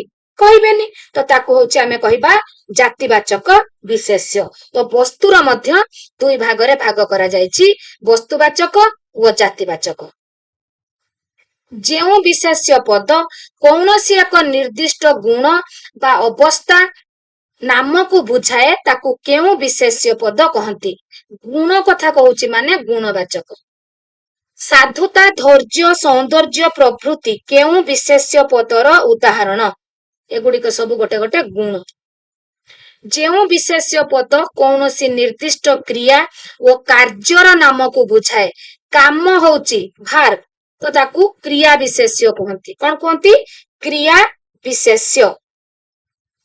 ସେକ୍ସପିୟରଙ୍କୁ ୟୁରୋପର କାଳିଦାସ କୁହନ୍ତି। ତ ଫ୍ରେଣ୍ଡସ୍ ଆପଣଙ୍କର ସେକ୍ସପିୟର ହଉଛନ୍ତି ଏଠି ବ୍ୟକ୍ତିବାଚକ, କିନ୍ତୁ କାଳିଦାସ ହେବେ ଏଠି ଜାତିବାଚକ। ଆପଣଙ୍କୁ କ୍ୱେଶ୍ଚନ ଆସେ ଯେମିତି କାବେରୀକୁ ଦକ୍ଷିଣ ଭାରତର ଗଙ୍ଗା କହନ୍ତି। ଆପଣଙ୍କର ସେକ୍ସପିୟରଙ୍କୁ ୟୁରୋପରେ କାଳିଦାସ କହନ୍ତି, କିନ୍ତୁ ପ୍ରକୃତରେ ଆପଣଙ୍କର ସେକ୍ସପିୟର କଣ କାଳିଦାସ କି? ତ କାଳିଦାସଙ୍କ ସହିତ ତାଙ୍କୁ ତୁଳନା କରାଯାଉଛି। ୟୁରୋପର କାଳିଦାସ ବୋଲି କୁହନ୍ତି, କାଳିଦାସଙ୍କ ସହିତ ସେକ୍ସପିୟରଙ୍କୁ ତୁଳନା କରାଯାଉଛି, ସେଥିପାଇଁ ତାକୁ କୁହାଯିବ କାଳିଦାସକୁ ଜାତିବାଚକ। ତ ଏଠି କାବେରୀ ହବ ବ୍ୟକ୍ତିବାଚକ, ବଟ କାବେରୀକୁ ଏଠି ଗଙ୍ଗା ସହିତ ତୁଳନା କରାଯାଉଛି, ସେଥିପାଇଁ ଗଙ୍ଗା ହବ ଜାତିବାଚକ। ଭଲସେ ବୁଝନ୍ତୁ ଫ୍ରେଣ୍ଡସ୍। ଯୋଉଠି ବି ଡାଉଟ୍ ଅଛି ମତେ ସାଙ୍ଗେ ସାଙ୍ଗେ କମେଣ୍ଟ କରିବେ। ଯୋଉ କ୍ୱେଶ୍ଚନଟି ଲେଖିକି କମେଣ୍ଟ କରିବେ, ମୁଁ ଆପଣଙ୍କ ଡାଉଟ୍ କ୍ଲିୟର କରିବା ପାଇଁ ନିଶ୍ଚୟ ଚେଷ୍ଟା କରିବି। ପିଲାଟିର ପଢା ସରି ନାହିଁ କି ପ୍ରକାର ବିଶେଷ୍ୟ? ପଢା ଗୋଟେ କାମ କି ନାହିଁ? କାମକୁ ବୁଝଉଛି କି ନାହିଁ? ପଢିବା ଗୋଟେ କାମ, ତ କ୍ରିୟାବାଚକ ବିଶେଷ୍ୟ। ଯେଉଁ ପଦ ବିଶେଷ୍ୟର ଗୁଣ, ଅବସ୍ଥା, ପରିମାଣ, ସଂଖ୍ୟାକୁ ବୁଝାଏ ତାକୁ କୁହାଯାଏ ବିଶେଷଣ। ଗୋଟିଏ ସୁନ୍ଦର ଝିଅ, ଦଦରା ନା। ସୁନ୍ଦର ଝିଅ, ଝିଅଟି କେମିତି ସୁନ୍ଦର? ଦଦରା ନା, ନାଟିର ଅବସ୍ଥା କିପରି? ଦଦରା। ଆଞ୍ଜୁଳାଏ ଫୁଲ, ଏଠି ଗୋଟେ ପରିମାଣକୁ ବୁଝେଇଲା। 1 2 3 4 5 6 7 ଯେତିକି ଅଛି ଗୋଟେ ସଂଖ୍ୟାକୁ ବୁଝେଇଲା। ପ୍ରଥମ, ଦ୍ୱିତୀୟ, ତୃତୀୟ, ଚତୁର୍ଥ, ପଞ୍ଚମ, ଅଷ୍ଟମ, ଦଶମ, ଏକାଦଶ, ଦ୍ୱାଦଶ, ବିଂଶ ଏଗୁଡିକୁ ବୁଝେଇଲା କଣ? ପୂରଣବାଚକ ବିଶେଷ୍ୟ। ମନେ ରଖନ୍ତୁ ଫ୍ରେଣ୍ଡସ୍, ପୂରଣବାଚକ ବିଶେଷ୍ୟ, ସଂଖ୍ୟାବାଚକ ବିଶେଷ୍ୟ ଏଣ୍ଡ ପରିମାଣବାଚକ ବିଶେଷ୍ୟ। ଭଲ ଭାବେ ବୁଝିବେ। ବିଶେଷଣ ପଦ ବିଶେଷ୍ୟ ପଦର ପୂର୍ବରୁ ବ୍ୟବହୃତ ହେଲେ ତାକୁ କି ପ୍ରକାର ବିଶେଷଣ ବୋଲି କୁହନ୍ତି? ଦେଖନ୍ତୁ, ବିଶେଷଣ ପଦ ବିଶେଷ୍ୟ ପଦର ପୂର୍ବରୁ ବ୍ୟବହାର ହବ। ତ ଆପଣଙ୍କର କୁହାଯିବ ଯେତେବେଳେ ଭଙ୍ଗା ଘର, ବିଶେଷଣ ପଦଟା ବିଶେଷ୍ୟ ପଦର ପୂର୍ବରୁ ବ୍ୟବହୃତ ହେଲା। ଭଙ୍ଗା ଘର, ଘର ହଉଛି ବିଶେଷ୍ୟ, ଭଙ୍ଗା ହଉଛି ବିଶେଷଣ, ତ ତାହା ହବ ବିଶେଷ୍ୟର ବିଶେଷଣ। କଣ ହବ? ବିଶେଷ୍ୟର ବିଶେଷଣ। ଯଦି ମୁଁ କହିବି ଘରଟି ଭଙ୍ଗା, ପ୍ରଥମେ କହିବି ବିଶେଷ୍ୟ, ତାପରେ କହିବି ବିଶେଷଣ, ତାହା ହବ ବିଧେୟ ବିଶେଷଣ। ଭଲ ଭାବେ ବୁଝନ୍ତୁ ଫ୍ରେଣ୍ଡସ୍, ପ୍ରଥମେ ରହିବ ବିଶେଷଣ, ତାପରେ ରହିବ ବିଶେଷ୍ୟ। ବିଶେଷ୍ୟ ପଦର ପୂର୍ବରୁ ରହିବ ବିଶେଷଣ। ଭଙ୍ଗା ଘର, ତାହା ହବ ବିଶେଷ୍ୟର ବିଶେଷଣ। ଯଦି ମୁଁ କହିବି ଘରଟି ଭଙ୍ଗା, ତାହେଲେ ଆଗେ ରହିଲା ବିଶେଷ୍ୟ, ତାପରେ ବିଶେଷଣ, ତାକୁ କହିବା ବିଧେୟ ବିଶେଷଣ। ବିଶେଷଣ ପଦ ବିଶେଷ୍ୟ ପଦର ପୂର୍ବରୁ ବ୍ୟବହୃତ ହେଲେ ତାକୁ କି ପ୍ରକାର ବିଶେଷଣ କହନ୍ତି? ଏବେ କହିକି ଗଲି କି ନାହିଁ? ବିଶେଷ୍ୟର ବିଶେଷଣ। ଏଣ୍ଡ ବିଶେଷଣ ପଦଟି ବିଶେଷ୍ୟ ପଦର ପରେ ବ୍ୟବହୃତ ହେଲେ, ଯେମିତି ଘରଟି ଭଙ୍ଗା, ବିଧେୟ ବିଶେଷଣ। ଯେଉଁ ବିଶେଷଣ ପଦ ବିଶେଷ୍ୟ ପଦର ଅବସ୍ଥାକୁ ବୁଝାଏ ତାକୁ ଆମେ କଣ କହିବା? ଅବସ୍ଥାବାଚକ ବିଶେଷଣ। ବୁଢା ଲୋକଟି ଶୀତରେ ଥରୁଛି, ଲୋକଟିର ଅବସ୍ଥା କିପରି? ବୁଢା, ଅବସ୍ଥାବାଚକ। ଦଦରା ନାଟି ଭାଙ୍ଗିଗଲା, ନାର ଅବସ୍ଥା କିପରି? ଦଦରା, ତ ଆପଣଙ୍କର ଅବସ୍ଥାବାଚକ। ପିଲାମାନେ 6ଟି ଧାଡିରେ ବସିଛନ୍ତି, 6 ମାନେ ଏଠି କଣ? ସଂଖ୍ୟାବାଚକ। ଯଦି ଏଠି ଷଷ୍ଠ ଥାନ୍ତା ହେଇଥାନ୍ତା ପୂରଣବାଚକ। ମୁଁ ଅଷ୍ଟମ ଶ୍ରେଣୀରେ ପଢେ, ଅଷ୍ଟମ, ଅଷ୍ଟମ ଦେଇଛି ମାନେ ହବ ପୂରଣବାଚକ। ମୁଁ ବସ୍ତାଏ ଚାଉଳ ନେବି, ବସ୍ତାଏ, ଆଞ୍ଚୁଳାଏ, ବୋତଲେ ଏଗୁଡିକ ସବୁ ପରିମାଣକୁ ସୂଚଉଛି, ପରିମାଣବାଚକ। ଯେଉଁ ବିଶେଷଣ ପଦ କ୍ରିୟାପଦକୁ ବିଶେଷିତ କରେ ତାକୁ କି ପ୍ରକାର ବିଶେଷଣ କହନ୍ତି? କ୍ରିୟାପଦଟି ବିଶେଷଣକୁ ବିଶେଷିତ କରୁଛି। ବିଶେଷଣ ପଦ କ୍ରିୟାପଦକୁ ବିଶେଷିତ କରୁଛି। ପବନ ଜୋରରେ ବହୁଛି, ବହୁଛି ହଉଛି କଣ? କ୍ରିୟାପଦ। ତ ଆପଣଙ୍କର ବିଶେଷଣ ପଦଟି କ୍ରିୟାପଦକୁ ବିଶେଷିତ କରିବ। ପବନ କିପରି ବହୁଛି? ଜୋରରେ ବହୁଛି। ତ ଏଠି ଆପଣଙ୍କର କ୍ରିୟାପଦ ଯୋଉ ବହୁଛି ତାକୁ ବିଶେଷିତ କଲା ଜୋରରେ, ତ ଏହା ହବ କ୍ରିୟା ବିଶେଷଣ। ବଟ୍ ଯେତେବେଳେ ମୁଁ କହିବି ପବନ ଅତି ଜୋରରେ ବହୁଛି, ତାହା ହବ କ୍ରିୟା ବିଶେଷଣର ବିଶେଷଣ। ପବନ ଜୋରରେ ବହୁଛି ମୁଁ କହୁଥିଲି, ତାହା ହେଲା କ୍ରିୟା ବିଶେଷଣ। ଯେତେବେଳେ ମୁଁ ଜୋର ଆଗରୁ ଅତି ଲଗେଇଦେଲି, ପବନ ଅତି ଜୋରରେ ବହୁଛି, ତ ତାହା ହେଇଗଲା କ୍ରିୟା ବିଶେଷଣର ବିଶେଷଣ। ଦୀପଟି ମିଞ୍ଜି ମିଞ୍ଜି ଜଳୁଛି, କିପରି ଜଳୁଛି? ମିଞ୍ଜି ମିଞ୍ଜି ଜଳୁଛି। ଜଳୁଛି କୁ ବିଶେଷିତ କରୁଛି କିଏ? ମିଞ୍ଜି ମିଞ୍ଜି। ଜଳୁଛି ହଉଛି କ୍ରିୟା, ତ କ୍ରିୟା ବିଶେଷଣ। ଯଦି ହବ ଦୀପଟି ଅତି ମିଞ୍ଜି ମିଞ୍ଜି ଜଳୁଛି, ତାହା ହବ କ୍ରିୟା ବିଶେଷଣର ବିଶେଷଣ। କ୍ରିୟାରୁ ଜାତ ବିଶେଷଣ ପଦକୁ କି ପ୍ରକାର ବିଶେଷଣ କୁହାଯାଏ? କ୍ରିୟାଜ ବିଶେଷଣ, ଉଡନ୍ତା, ଫେରନ୍ତା, ଜଳନ୍ତା ଏଗୁଡିକ ସବୁ କ୍ରିୟାଜ ବିଶେଷଣ। ଗରଜିଲା ମେଘ ବରସେ ନାହିଁ, ଗରଜିଲା ମଧ୍ୟ ଏଠି ଆପଣଙ୍କର କ୍ରିୟାଜ ବିଶେଷଣ। ଯେଉଁ ପଦ ବିଶେଷ୍ୟ ପରିବର୍ତ୍ତେ ବ୍ୟବହୃତ ହୁଏ ତାକୁ କେଉଁ ପଦ କୁହନ୍ତି? ବିଶେଷ୍ୟ ପରିବର୍ତ୍ତେ। ଦେଖନ୍ତୁ, ଲତା ଗୋଟିଏ ଭଲ ପିଲା, ସେ ଦେଖିବା, ଲତା ଗୋଟିଏ ଭଲ ପିଲା, ଲତା ଦେଖିବାକୁ ବହୁତ ସୁନ୍ଦର। ମୁଁ ଏଠି 2 ଥର ଲତା ବ୍ୟବହାର କଲି, ତ ମୁଁ କହିବି ଲତା ଗୋଟିଏ ଭଲ ପିଲା, ସେ ଦେଖିବାକୁ ବହୁତ ସୁନ୍ଦର। ତ ଏଇଠି ଯୋଉ ସେ ବ୍ୟବହାର କଲି, ବିଶେଷ୍ୟର ପରିବର୍ତ୍ତେ ବ୍ୟବହୃତ କଲି କି ନାହିଁ, ବ୍ୟବହାର କଲି କି ନାହିଁ? ତ ବିଶେଷ୍ୟ ପରିବର୍ତ୍ତେ ଯିଏ ବ୍ୟବହୃତ ହୁଏ ସିଏ ହବ ସର୍ବନାମ। ସର୍ବନାମ, ପ୍ରୋନାଉନ, ଇଂଲିଶର ପ୍ରୋନାଉନ। ଆମେ ମାନେ ଆଜି କଟକ ଯିବୁ, ଆମେ ମାନେ, ମୁଁ, ଆମ୍ଭେ, ଆମ୍ଭେମାନେ ଏଗୁଡିକ ସବୁ ପୁରୁଷବାଚକ, ପ୍ରଥମ ପୁରୁଷ। ତୁ, ତୁମ୍ଭେ, ତୁମ୍ଭେମାନେ ଦ୍ୱିତୀୟ ପୁରୁଷ। ତ ଆମେ ମାନେ ଆଜି କଟକ ଯିବୁ, ପୁରୁଷବାଚକ ସର୍ବନାମ। ନେକ୍ସଟ ଦେଖିବା, ପିଲାଟି କଣ କହୁଛି? କ୍ୱେଶ୍ଚନ ମାର୍କ ଅଛି, କଣ ରହିଛି, ତ ଇଜି ହବ ଆପଣଙ୍କୁ ଆନ୍ସର ଦବାକୁ। ପ୍ରଶ୍ନବାଚକ ସର୍ବନାମ। ମୁଁ ଯାହା ଦେଖିଲି ତାହା କହିଲି, ଯାହା ଦେଖିଲି ତାହା କହିଲି, ତ ଯାହା ତାହା ଆପେକ୍ଷିକ ସର୍ବନାମ।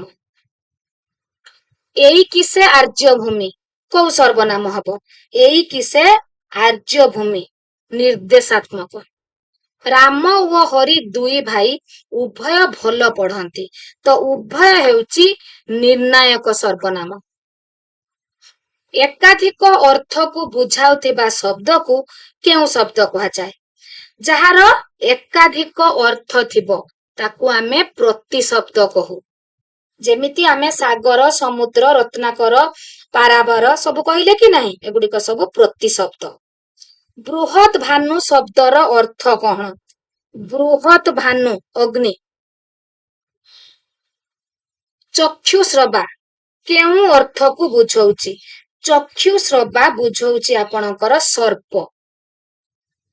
ଅନେକପ, ଅନେକପ ଶବ୍ଦ କାହାକୁ କୁହାଯାଏ? ହସ୍ତି। କରକ ଶବ୍ଦ କାହାକୁ କୁହାଯାଏ? କଢ। ରୂପଟି ବାଛ। ଆପଣଙ୍କୁ ଏମିତି ଭୁଲ ଶବ୍ଦ ସହିତ ଗୋଟିଏ ଠିକ ଶବ୍ଦ ବାଛିବାକୁ ଦେଇଥିବ, ଆପଣ ଇଜିଲି 1 ମାର୍କ ସେଥିରୁ ପାଇପାରିବେ। ଧୂଳିସାତ କୋଉଟା ହବ ଆପଣଙ୍କର? ପି।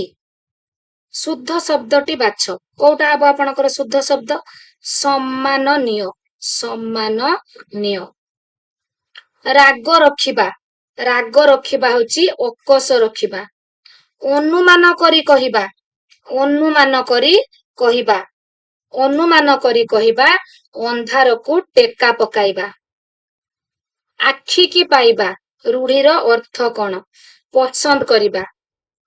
କୌଶଳରେ ଠକିବା, କୌଶଳରେ ଠକୁଛି ଆଖିରେ ଧୂଳି ଦବା, ସାମାନ୍ୟ ଦୃଷ୍ଟି ନ ଦେବା, ଆଡ ଆଖିରେ ନ ଚାହିଁବା, ସର୍ବସ୍ୱ ଲୁଟି ନେବା, କଳା କନା ବୁଲାଇବା। ବୃଥା ପରିଶ୍ରମ ଅର୍ଥ ପ୍ରକାଶ କରୁଥିବା ରୂଢିଟି ବାଛ। ବୃଥା ପରିଶ୍ରମ, କୁହୁଡି ପହଁରିବା।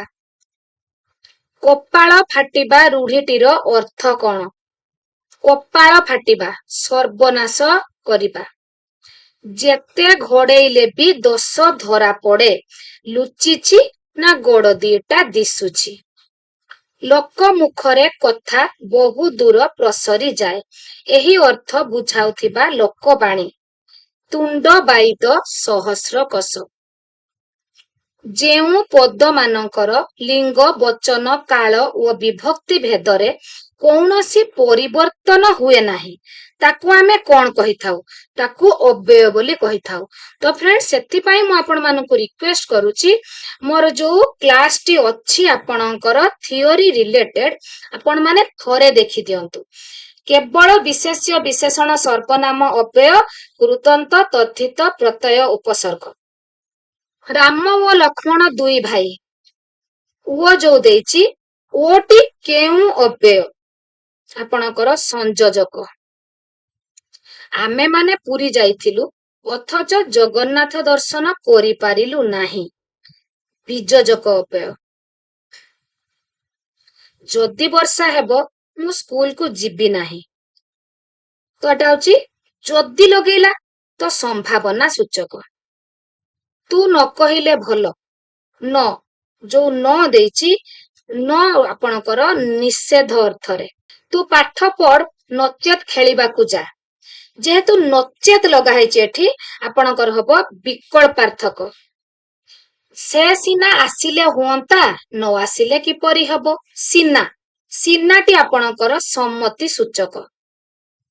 ଆପଣ କଣ କାଲି କଟକ ଯିବେ? କଣ ପ୍ରଶ୍ନ ସୂଚକ ଅବ୍ୟୟ।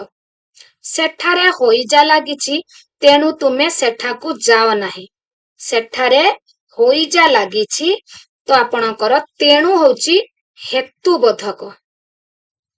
ଆସ୍ତେ ଆସ୍ତେ ଯାଅ ନଚେତ ପୋଡିଯିବ, ଆସ୍ତେ ଆସ୍ତେ, ଆସ୍ତେ ଆସ୍ତେ ଆନୁକ୍ରମିକ। ଆରେ ବାବୁ ଶ୍ୟାମ ଘନ, ତୁ ଗଲେ ମଧୁ ଭୁବନ। ତ ଏଠି ଯୋଉ ଆରେ ଦେଇଛି, ଆରେ କଣ? ସମ୍ବୋଧନ, ସମ୍ବୋଧ। ମୋ କାନ ଭାଁ ଭାଁ ହେଉଛି, ଭାଁ ଭାଁ ଶବ୍ଦାନୁକାରୀ। ଉପସର୍ଗକୁ ଓଡିଆ ଭାଷାରେ କଣ କହନ୍ତି? ଉପସର୍ଗକୁ ଓଡିଆ ଭାଷାରେ ଯେହେତୁ ଶବ୍ଦର ପୂର୍ବରେ ବ୍ୟବହୃତ ହୁଏ, ତାକୁ ପୂର୍ବ ପ୍ରତ୍ୟୟ ବୋଲି କହନ୍ତି। ଯେଉଁ ପଦ ଦ୍ୱାରା କୌଣସି କାର୍ଯ୍ୟ ହେବା, ହେଉଥିବା, ହୋଇଥିବାକୁ ସୂଚିତ ହୁଏ, ତାକୁ କି ପଦ କହନ୍ତି? କୌଣସି କାର୍ଯ୍ୟ ହଉଥିବ, କାମ ହଉଥିବ, ତାକୁ ଆମେ କ୍ରିୟା ବୋଲି କହିବା, ଭାର୍ବ ବୋଲି କହିବା। ଆଗୁଆ ଲୋକ ଉପରେ ଦାୟିତ୍ୱ ଓ ବିପଦ ଅଧିକ ଥାଏ, ଅର୍ଥ ପ୍ରକାଶ କରୁଥିବା ଲୋକବାଣୀଟି କଣ?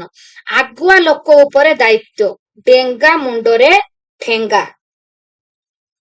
କଷ୍ଟେ ମଷ୍ଟେ ବଞ୍ଚିବା, ଢୋକେ ପି ଦଣ୍ଡେଚି। ଯେତେ ଘୋଡାଇଲେ ବି ଦୋଷ ଧରା ପଡେ, କୋଉଟା ହବ ଆପଣଙ୍କର? ଲୁଚିଛି ନା ଗୋଡ ଦିଟା ଦିଶୁଛି। ଆଭିଧାନିକ ନିୟମରେ ସଜାଇଲେ କେଉଁ ଶବ୍ଦଟି ପ୍ରଥମେ ରହିବ? ମାନେ ଆପଣଙ୍କର ଅଭିଧାନ ଅନୁସାରେ। ଅଭିଧାନ କଣ?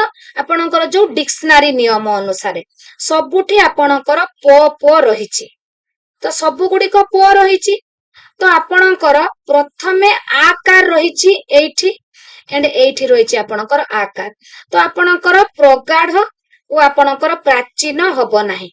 ତ ପ୍ରଥମେ ଆପଣଙ୍କର ପାହୁଣ୍ଡ ହବ ନା ପାଣ୍ଡିତ୍ୟ ହବ? ପ୍ରଥମେ ହ ଆସେ ନା ପ୍ରଥମେ ଆପଣଙ୍କର ମୂର୍ଧନ୍ୟ ଆସେ? ତ ଆପଣଙ୍କର ଏଠି ଆଭିଧାନିକ ଅର୍ଥରେ ପ୍ରଥମେ ହବ ପାଣ୍ଡିତ୍ୟ। ତ ଫ୍ରେଣ୍ଡସ୍, ନିଜେ ନିଜକୁ, ଆପେ ଆପଣାକୁ, ସ୍ୱୟଂ, ନିଜର, ନିଜେ, ସ୍ୱପରିଚୟ ପଦ ଗୁଡିକ କି ପ୍ରକାର ସର୍ବନାମ? ତ ଆପଣଙ୍କର ଏଗୁଡିକ ସବୁ ନିଜ ଆଡକୁ ଅଛି, ତ ଆତ୍ମବାଚକ। କ୍ରିୟାର ମୂଳ ପିଣ୍ଡକୁ କଣ କୁହାଯାଏ? କ୍ରିୟାର ମୂଳ ପିଣ୍ଡକୁ ଧାତୁ ବୋଲି କୁହାଯାଏ। କେଉଁଟି କ୍ରିୟା ବିଶେଷଣ ଥିବା ବାକ୍ୟ? ଆପଣଙ୍କର ପବନ ଜୋରରେ ବହୁଛି, ବହୁଛି ଗୋଟେ କ୍ରିୟା, ତାକୁ ବିଶେଷିତ କରୁଛି କିଏ? ଜୋରରେ। ତ ପବନ ଜୋରରେ ବହୁଛି କ୍ରିୟା ବିଶେଷଣ ଥିବା ଏକ ବାକ୍ୟ। ବିରାମ ଚିହ୍ନ ବା ହାଇପେନ୍ କେଉଁଠି ବ୍ୟବହାର କରାଯାଏ? ଆପଣଙ୍କର ଧାଡି ଅଧା ବା ଖଣ୍ଡିଆ ରହିଗଲେ, ଧାଡି ଅଧା ବା ଖଣ୍ଡିଆ ରହିଗଲେ ହାଇପେନ୍ କୁ ଆପଣ ମାନେ ବ୍ୟବହାର କରନ୍ତି। କେଉଁଠି ଗୋଟେ କୃଦନ୍ତ ପଦ, କୃଦନ୍ତ ପଦ ହଉଛି ଆପଣଙ୍କର ପ୍ରଭାବ। ଆଖିରେ ରଖିବା, ଆଖିରେ ରଖିବା ରୂଢି, ଲକ୍ଷ୍ୟ ରଖିବା। ସୁ, ଅତି, ପ୍ରତି, ପରି, ଉପ ଏଗୁଡିକ ବ୍ୟାକରଣ କେଉଁ ବିଭାଗର ଅନ୍ତର୍ଭୁକ୍ତ? ତ ସୁ, ଅତି, ପ୍ରତି, ପରି, ଉପ ଏଗୁଡିକ ସବୁ ବ୍ୟାକରଣର ଉପସର୍ଗ, ଉପସର୍ଗରେ ଅନ୍ତର୍ଭୁକ୍ତ। 20ଟି ଉପସର୍ଗ ମୁଁ ଆପଣଙ୍କୁ ଥିଓରି କ୍ଲାସରେ ବୁଝେଇଥିଲି। ସେ ପୁସ୍ତକଟି ଦେବାକୁ କହିଥିଲା ମାତ୍ର ଦେଲା ନାହିଁ। ତ ମାତ୍ରଟି ଏଠି କେଉଁ ପ୍ରକାର ଅବ୍ୟୟ? ବିଯୋଜକ। ଶୁଦ୍ଧ ଶବ୍ଦକୁ ଚିହ୍ନଟ କର। ଶୁଦ୍ଧ ଶବ୍ଦ କୋଉଟା ଆପଣଙ୍କର ଶୁଦ୍ଧ ଶବ୍ଦ? ବିଷଣ୍ଣ, ବିଷଣ୍ଣ। ଫକଡରାମ ଗିର୍ଧାରୀ, ଫକଡରାମ ଗିର୍ଧାରୀ ହଉଛି ଅତି ଗରିବ। ଶବ୍ଦଟି ବାଛ। ମୁହୂର୍ତ୍ତ, କୋଉଟା? ମୁହୂର୍ତ୍ତଟା ଆପଣଙ୍କର ଠିକ। ମରେ ହର୍ଷଉ, ହରେ ଦୀର୍ଘଉ, ମରେ ହର୍ଷଉ, ହରେ ଦୀର୍ଘଉ। ଆମ୍ଭେ ମାନେ କେଉଁ ପୁରୁଷର ଅନ୍ତର୍ଗତ? ମୁଁ, ଆମ୍ଭେ, ଆମ୍ଭେ ମାନେ ପ୍ରଥମ ପୁରୁଷ। ଏ ମାଟି ଆମକୁ କିଅପା ଦେଇନି, ଦେଇଅଛି ଖାଦ୍ୟ ବାସ, ଛାତିକି ତାହାର ଚିରି ଦେଲେ ମିଳେ ଯୁଗ ଯୁଗ ଇତିହାସ। ତ ବାସ ଅର୍ଥର ଏଠି ଶବ୍ଦର ଅର୍ଥ କଣ? ବାସ ହଉଛି ଏଠାରେ ବାସସ୍ଥାନ। ନିମ୍ନୋକ୍ତ ମଧ୍ୟରୁ କେଉଁଟି ପାରାବାର ଶବ୍ଦର ପ୍ରତିଶବ୍ଦ ନୁହେଁ? ସଲିଳ, ସଲିଳ ହଉଛି ଜଳର ପ୍ରତିଶବ୍ଦ। ମିଥ୍ୟା ଶବ୍ଦର ପ୍ରତିଶବ୍ଦ ଋତ। ନେକ୍ସଟ ଦେଖିବା ଫ୍ରେଣ୍ଡସ୍, ଟିକି ବହୁଟି ଟିକିଏ ପାଣିକୁ ଯିବୁ ନାହିଁଟି। ଏଇ କ୍ୱେଶ୍ଚନଟି ହଉଛି ଆପଣଙ୍କର ଏଇ ଯୋଉ ୱାର୍ଡଟି ମାନେ ଏଇ ଯୋଉ ସେଣ୍ଟେନ୍ସଟି, ଏଇ ସେଣ୍ଟେନ୍ସଟି ଫ୍ରେଣ୍ଡ ଆପଣଙ୍କର ବହୁତ ଇମ୍ପୋର୍ଟାଣ୍ଟ। ପର୍ଟିକୁଲାର ଏଇ ସେଣ୍ଟେନ୍ସ ହିଁ କ୍ୱେଶ୍ଚନ ଆପଣଙ୍କର ଏକ୍ସାମରେ ଆସୁଛି। ଟିକି ବହୁଟି ଟିକିଏ ପାଣିକୁ ଯିବୁ ନାହିଁଟି ଆପଣଙ୍କର କଣ ହବ? ଆନ୍ସର ହବ ଆଳଙ୍କାରିକ ଅବ୍ୟୟ। ସାରୁ ଖାଇଲେ ତଣ୍ଟି ଗଲ ଗଲ ହୁଏ। ତ ଗଲ ଗଲ ଆପଣଙ୍କର କଣ ହବ? ଅନୁଭୂତି ସୂଚକ ଅବ୍ୟୟ। ତୁ କେଉଁ ଗାଈର ଗୋବର ତତେ ପଚାରିଥାନ୍ତି? କେଉଁ, କେଉଁ ଆପଣଙ୍କର ଏଠି କଣ ହବ? ପ୍ରଶ୍ନବାଚକ ଅବ୍ୟୟ। ଓହ କି ଗରମ, ତ ଯୋଉ ଯୋଉ କହୁଛି ଆପଣଙ୍କର ଭାବବାଚକ, ତାର ଭାବଟି ସୂଚଉଛି। ଚୋର ଟଙ୍କା ଟକର ନେଇ ପଳାଇଛି। ଟଙ୍କା ଟକର ପଦ ବିକାର ମୂଳକ। ଟଙ୍କା ଟକର, ପାଠ ଷାଠ, ଗାଁ ଗଣ୍ଡା ଏଗୁଡିକ ସବୁ ହଉଛି ପଦ ବିକାର ମୂଳକ ଅବ୍ୟୟ। ଅବ୍ୟୟ, ଏହାର ଆକ୍ଷରିକ ଅର୍ଥ କଣ? ଯାହାର ରୂପ ବଦଳେ ନାହିଁ ତାହା ହେଉଛି ଅବ୍ୟୟ। ବାକ୍ୟରେ ଯେଉଁ ପଦ ଗୁଡିକ କର୍ତ୍ତାର ପୁରୁଷ ଓ ବଚନ ଅନୁସାରେ ଏବଂ ଘଟଣାର କାଳ ଅନୁସାରେ ରୂପ ପରିବର୍ତ୍ତନ କରେ ତାକୁ କଣ କହନ୍ତି? ତାକୁ କ୍ରିୟାପଦ ବୋଲି କହନ୍ତି। ବ୍ୟାକରଣରେ ଧାତୁ କହିଲେ କଣ ବୁଝାଯାଏ? ବ୍ୟାକରଣରେ ଆମେ ଯୋଉ ଧାତୁ କହୁଛେ ତାହା ହଉଛି କ୍ରିୟାର ମୂଳ ପିଣ୍ଡ। ଯେମିତି ପଢିବା ପଟ ଧାତୁରୁ ଆସିଛି, ସେମିତି କ୍ରିୟାର ମୂଳ ପିଣ୍ଡ ହଉଛି ଧାତୁ। ବାକ୍ୟରେ ସମାପିକା କ୍ରିୟା କାହାର ଅଧୀନ? ସମାପିକା ଅସମାପିକା ଯୋଉ କ୍ରିୟାକୁ ୟୁଜ କଲେ ସେଣ୍ଟେନ୍ସଟି ସମାପନ ହୁଏ ବା ସମାପ୍ତ ହୁଏ ତାକୁ ସମାପିକା କ୍ରିୟା କୁହନ୍ତି। ଏଣ୍ଡ ଯୋଉ କ୍ରିୟାକୁ ୟୁଜ କଲେ ସେଣ୍ଟେନ୍ସଟି ସରେ ନାହିଁ, ଆହୁରି ଖାଣ୍ଡିଆ ଲାଗେ, ତାହାକୁ ଅସମାପିକା କୁହନ୍ତି। ମୁଁ କହିଲି ଯେ ମୁଁ ଭାତ ଖାଇଲି, ତ ଖାଇଲି ଏଠାରେ ସମାପିକା କ୍ରିୟା। ଯେତେବେଳେ ମୁଁ କହିବି ମୁଁ ଭାତ ଖାଇ ସ୍କୁଲକୁ ଗଲି, ତ ଏଠି ଯୋଉ ମୁଁ ଭାତ ଖାଇ କହିଲି, ଆପଣଙ୍କ ମନରେ କ୍ୱେଶ୍ଚନ ଆସିବ ଯେ ଭାତ ଖାଇ କଣ କଲେ? ତ ଖାଇ ହେଉଛି ଅସମାପିକା କ୍ରିୟା। ତ ବାକ୍ୟରେ ସମାପିକା କ୍ରିୟା କାହାର ଅଧୀନ?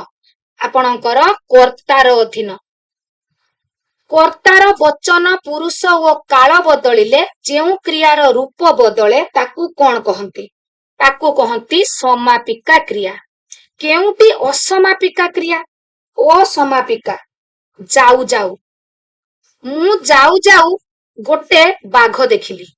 ଆପଣଙ୍କ ମନକୁ କ୍ୱେଶ୍ଚନ ଆସିବ, ମୁଁ ଯେତେବେଳେ ଖାଲି ମୁଁ ଯାଉ ଯାଉ କହିବି ସେଣ୍ଟେନ୍ସଟି ସମାପନ ହଉନି, ଆପଣ ଭାବିବେ ସେ ଯାଉ ଯାଉ କଣ କଲେ? ମୁଁ ଯାଉ ଯାଉ ଗୋଟେ ବାଘ ଦେଖିଲି। ସମାପିକା କ୍ରିୟାର ରୂପ। ସମାପିକା କ୍ରିୟାର ରୂପ ଆସି, ଆସନ୍ତେ, ଆସୁ ଆସୁ ଏଗୁଡିକ ସବୁ ଖଣ୍ଡିଆ। ଆସିଲା ଏଟା ସମାପିକା। ଯେଉଁ କ୍ରିୟାର କର୍ମ ଥାଏ କର୍ମ ସହିତ ତାକୁ ସକର୍ମକ କୁହନ୍ତି, ଏଣ୍ଡ ଯାହାର କର୍ମ ନଥାଏ ତାକୁ ଅକର୍ମକ କୁହନ୍ତି। ମୁଁ କହିବି ମୁଁ ଖାଇଲି, ଏଠି କର୍ମ ନାହିଁ। ମୁଁ କହିବି ମୁଁ ଭାତ ଖାଇଲି, କର୍ମ ସହିତ। ମୁଁ କଣ ଖାଇଲି? ମୁଁ ଭାତ ଖାଇଲି। ଗଉଡ ଗାଈକି ହାଟକୁ ନେଲା, ଏଥିରେ ମୁଖ୍ୟ କର୍ମ କିଏ? ଆପଣଙ୍କର ମୁଖ୍ୟ କର୍ମ ହବ ହାଟକୁ। ଗଉଡ ଗାଈକୁ ହାଟକୁ ନେଲା, ହାଟକୁ ହବ ମୁଖ୍ୟ କର୍ମ, ଗାଈକି ହବ ଗୌଣ କର୍ମ। ବୁଢୀମା ନାତିକି ଗପ କହିଲେ, ଗୌଣ କର୍ମ କିଏ? ଗୌଣ କର୍ମ। ଆପଣଙ୍କର ନାତିକି ହବ ଏଠି ଆପଣଙ୍କର ଗୌଣ କର୍ମ, ନାତିକି। ଏଣ୍ଡ ଗପ ହବ ଆପଣଙ୍କର ମୁଖ୍ୟ କର୍ମ। କେଉଁଟି ଅକର୍ମକ କ୍ରିୟା? ଅକର୍ମକ କ୍ରିୟା କୋଉଟା? କାନ୍ଦିଲା। ପିଲାଟି ଭଜନ କରୁଛି, ଭଜନ କରୁଛି କି କ୍ରିୟା? ପିଲାଟି ଭଜନ କରୁଛି ଆପଣଙ୍କର ମିଶ୍ର କ୍ରିୟା, ଭଜନ କରୁଛି। ଯେତେବେଳେ ମୁଁ କହିବି ରାମ ଫଳ ବିକୁଛି, ବିକୁଛି ଅମିଶ୍ର କ୍ରିୟା। କିନ୍ତୁ ଯଦି ମୁଁ କହିବି ରାମ ଫଳ ବିକ୍ରୟ କରୁଛି, ତାହା ହବ ମିଶ୍ର କ୍ରିୟା। ତ ଆପଣଙ୍କର ଭଜନ କରୁଛି ହଉଛି ମିଶ୍ର କ୍ରିୟା। ତୁମର ଯାହା ଟଙ୍କା ପଇସା ଅଛି ନେଇଯାଅ, ଯୌଗିକ କ୍ରିୟା। ଓଳିର ପ୍ରତିଶବ୍ଦ, ଓଳିର ପ୍ରତିଶବ୍ଦ ଆପଣଙ୍କର କଣ ହବ? ଭ୍ରମର। ଆଭିମୁଖ୍ୟ ଶବ୍ଦର ଅର୍ଥ କଣ? ଲକ୍ଷ୍ୟ। କେଉଁଟି ଭିନ୍ନ ଜାତୀୟ ଶବ୍ଦ? ଭିନ୍ନ ଜାତୀୟ ଶବ୍ଦ ହଉଛି ଆପଣଙ୍କର କିମ୍ବଦନ୍ତୀ। ନାହିଁ ଲୋଭ ଯାହାର ସେ ନିର୍ଲୋଭ। କେଉଁଟି ପର୍ବତର ପ୍ରତିଶବ୍ଦ ନୁହେଁ? ମୋହି ରୁହ। ଜୟ କରିବାର ଇଚ୍ଛା, ଜୟ କରିବାର ଇଚ୍ଛା ଜିଗିସା। ଚେମଡାର ବିପରୀତ ଶବ୍ଦଟି କଣ? ଚେମଡାର ବିପରୀତ ଶବ୍ଦ ମସ୍କା। ରୂପ ଶବ୍ଦର ଯଥାର୍ଥ ବିପରୀତ ଶବ୍ଦଟିକୁ ବାଛ। ରୂପ ଶବ୍ଦର, ରୂପର ଅରୂପ। ସକାମର ବିପରୀତ ଶବ୍ଦଟି କଣ? ସକାମର ଆପଣଙ୍କର ନିଷ୍କାମ। କେଉଁଟି ବିଭାବରୀର ପ୍ରତିଶବ୍ଦ ନୁହେଁ? ଓହନ। ଦେଣା ବିପରୀତାର୍ଥ ବୋଧକ ଶବ୍ଦଟି ବାଛ। ଦେଣାର ଆପଣଙ୍କର ହବ ପାଉଣା। ତବଡା ଶବ୍ଦଟିର ଅର୍ଥ କଣ? ତବଡା ଶବ୍ଦଟିର ଅର୍ଥ ଘୋଡା ମୁହଁରେ ବନ୍ଧା ଥିବା ଦାନାର ଥାଳି। କେଉଁଟି ଅନୁରକ୍ତର ବିପରୀତାର୍ଥ ବୋଧକ ଶବ୍ଦ? ବିରକ୍ତ। କେଉଁଟି ବିହଙ୍ଗର ପ୍ରତିଶବ୍ଦ ନୁହେଁ କହୁଛି? ନୁହେଁ, ଫୁପ। ଦ୍ୱିଜ, ଖେଚର, ଖଗ ସବୁଗୁଡିକ ବିହଙ୍ଗର ପ୍ରତିଶବ୍ଦ, ଫୁପଟି ନୁହେଁ। ପଦ୍ମର ପ୍ରତିଶବ୍ଦ ନୁହେଁ, ପଦ୍ମର ପ୍ରତିଶବ୍ଦ ନୁହେଁ। ନିରୋଧ। ରାଜୀବ, ବାରିଜ, ପୁଣ୍ଡରୀକ ଏଗୁଡିକ ପଦ୍ମର ପ୍ରତିଶବ୍ଦ, ନିରୋଧଟି ନୁହେଁ। ନିରାପଦର ବିପରୀତାର୍ଥ ବୋଧକ ଶବ୍ଦଟି କଣ? ନିରାପଦ। ନିରାପଦର ଆପଣଙ୍କର ହବ କଣ? ଆପଦ। ନେକ୍ସଟ ଦେଖିବା। କେଉଁଟି ଠିକ? ସ୍ପେଲିଂ। ପୌରହିତ୍ୟ, ପୌରହିତ୍ୟ ସ୍ପେଲିଂଟି ଦେଖନ୍ତୁ, କୋଉ ସ୍ପେଲିଂଟି ଆପଣଙ୍କର ଠିକ ହବ? ପୌରହିତ୍ୟ। କେଉଁଟି ଠିକ? ଆପଣଙ୍କର ଋଷିକେଶ। କେଉଁଟି ଠିକ? ଆପଣଙ୍କର ହୃଷ୍ଟପୁଷ୍ଟ। ଏଗୁଡିକ ନିଶ୍ଚୟ ଆସିବ ଏକ୍ସାମ ରେ। ଦାୟିତ୍ୱ। ଆପଣଙ୍କର ସୁସୁପ୍ତି, ସୁସୁପ୍ତି। କେଉଁଟି ଠିକ? ସୁଷମା। ଏଣ୍ଡ ଆପଣଙ୍କର ସିନ୍ଦୁର। କେଉଁଟି ଠିକ? ସିନ୍ଦୁର। ଅନ୍ନପୂର୍ଣ୍ଣା, ଅନ୍ନପୂର୍ଣ୍ଣା। ପୂର୍ଣ୍ଣା ଅନ୍ନପୂର୍ଣ୍ଣା एंड आपणकर आनुषंगिक आनुषंगिक केउटी ठीक आविर्भूत आविर्भूत जो देछि फ्रेंड्स आपणकर कोउटा ठीक हबो आविर्भूत आपण माने भी चिंता करंतु कोउटा ठीक हबो आविर्भूत सी आविर्भूत केउटी ठीक आपणकर कृत्तिबास फ्रेंड्स देखंतु एटी जो मु कहितली आपण मानक पई एकपदीकरण आनिची एकपदीकरण आपणकर निश्चय आसीबो जेहेतु यार थियोरी क्लास टी मु देई नथिली एठी नै आसीची हृदय को हरण करे जे हृदय हारी ଯାହାକୁ ଶାସନ କରାଯାଏ ସେ ଶିଷ୍ୟ ଶିକ୍ଷା ପାଇଛି ଯେ ଶିକ୍ଷିତ ଯାହାକୁ ଭୋଜନ କରାଯାଏ ଭୋଜ୍ୟ ଯୋହିଁରେ ଶୟନ କରାଯାଏ ଶଯ୍ୟା ଯାହା ଦ୍ୱାରା ଖେଳାଯାଏ ଖେଳଣା ଭୋଜନ କରିବାର ଇଚ୍ଛା ବୁଭୁକ୍ଷା ପାନ କରିବାକୁ ଇଚ୍ଛୁକ ପିପାସୁ ବିଚାର କରିବାର ଇଚ୍ଛା ମୀମାଂସା ଜୟ କରିବାକୁ ଇଚ୍ଛା କରୁଥିବା ଲୋକ ଜିଗୀଷୁ କରିବାର ଇଚ୍ଛା ଚିକିତ୍ସା ଦେଖିବାକୁ ଇଚ୍ଛୁକ ଦିଦୃକ୍ଷୁ ଜାଣିବାର ଇଚ୍ଛା ଜିଜ୍ଞାସା ଜାଣିବାର ଇଚ୍ଛାଟି ପ୍ରାୟ ଆସିଥାଏ ହତ୍ୟା କରିବାର ଇଚ୍ଛା ଜିଘାସା ଦେଖନ୍ତୁ ଜିଜ୍ଞାସା ଜାଣିବାର ଇଚ୍ଛା ହତ୍ୟା କରିବାର ଇଚ୍ଛା ଜିଘାସା ଲାଭ କରିବାର ଇଚ୍ଛା ମଧ୍ୟ ଏକ୍ସାମ ରେ ପ୍ରାୟ ଆସିଥାଏ ଲିପ୍ସା କହିବାର ଇଚ୍ଛା ବିବକ୍ଷା पुनः पुनः जलुथिबा जाज्वल्यमान बारंबार दीप्त होउथिबा देदीप्यमान पुनः पुनः रोदन करुथिबा स्त्री रोरुद्यमाना नाम धातु द्वारा संक्षेपण परी ठिया होइथिबा दंडायमान करतरे काम करिबा करतिबा बाटको पठेइबा बाटेइबा ठक परी आचरण करिबा ठकिबा फेण परी करिबा फेणेइबा पौल धरिबा पौलिबा कान डेरी शुणिबा कानेइबा बाड़ी रे आघात करिबा बाड़ेइबा छट्टा भली आचरण करिबा छटेइबा खुण बाछिबा खुणिबा तो फ्रेंड्स मते जणे फ्रेंड्स कमेंट करथिले जे एकपदीकरण मैडम दियंतु तो मु देई पार नथिली व्यस्तता मध्य रे तो आज निश्चय आपण माने याको प्रैक्टिस करंतु पढ़िबा स्वभाव जहार पढ़ुआ शत्रु को बध करिछि जे शत्रुघ्न आगरे जन्मिछि जे अग्रज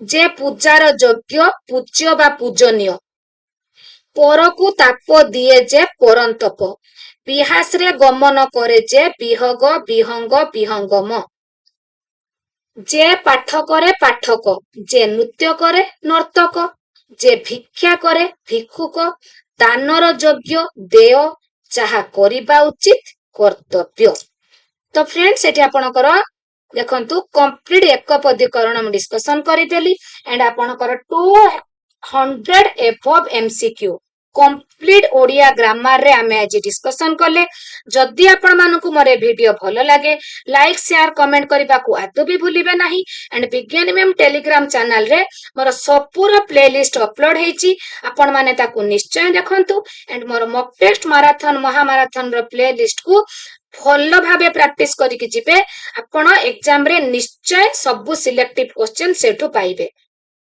एंड जो सब्जेक्ट प्लेलिस्ट गुडी को अछि ताको मध्य भल भाबे प्रैक्टिस करतो फ्रेंड्स आज पई एतिकी टेक केयर।